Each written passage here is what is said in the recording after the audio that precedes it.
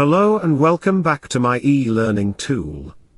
I hope you're finding these videos informative enough to give you an understanding regarding the colorectal anatomy. After knowing about colorectal cancer staging, now let's begin with the modern surgical interventions that can be performed to get rid of the disease. Once the staging of the cancer is done, the complete treatment plan is tailored according to the patient's compliance and prognosis acceptancy. In this video, we will discuss different stages and techniques employed for their treatment.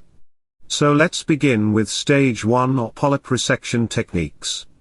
So the simple polyp can be resected during the routine colonoscopy without any hospital admission.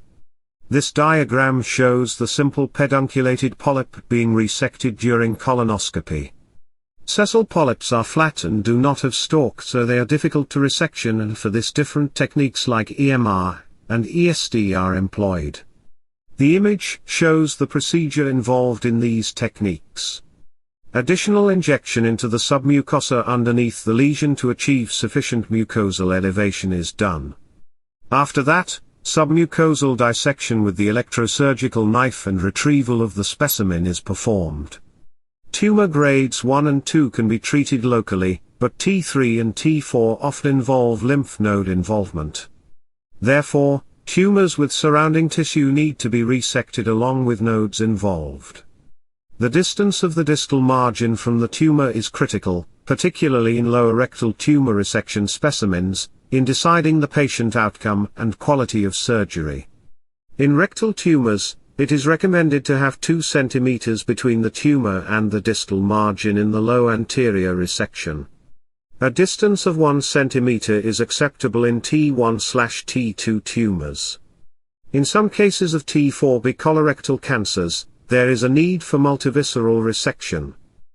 A tumor should be resected with draining of the lymphatics, lymph nodes, and blood vessels, through which the tumor may disseminate, by dissecting along embryologic tissue planes in an intact peritoneal and fascial-lined package.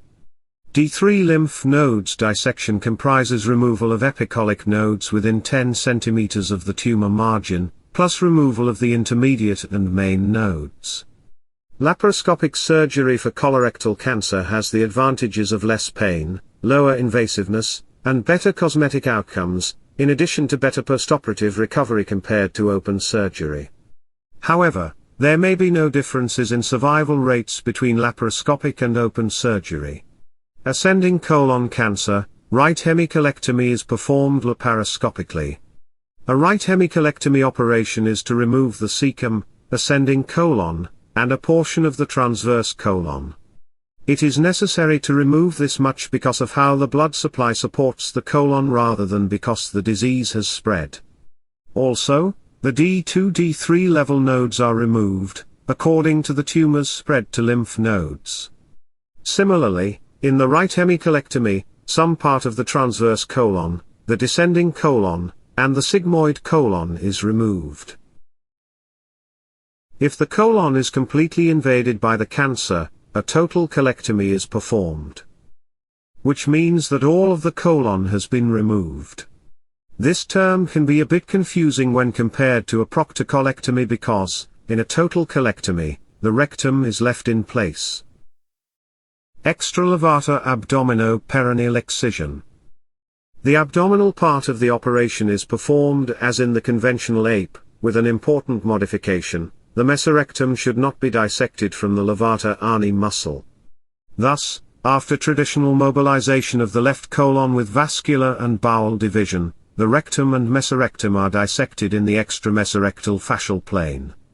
The abdominal dissection should stop posteriorly at the sacrococcygeal junction, laterally just below the autonomic nerves and anteriorly just below the seminal vesicles in men or the cervix uteri in women. The perineal phase commences with an elliptical incision around the anus and extended cranially to the coccyx. The anus should be closed to reduce spillage. So these are the core surgical interventions that are performed. The main modernization we have encountered is how these procedures are performed. In old days, they were performed in open surgery, which was modified and changed to a laparoscopic approach, Now these interventions can be performed by robotic arms. The main idea to develop a new technique is to make the operation more accurate, precise, and to make the procedure as less invasive as possible. Patient compliance and post-surgical complication are big considerations while delivering healthcare.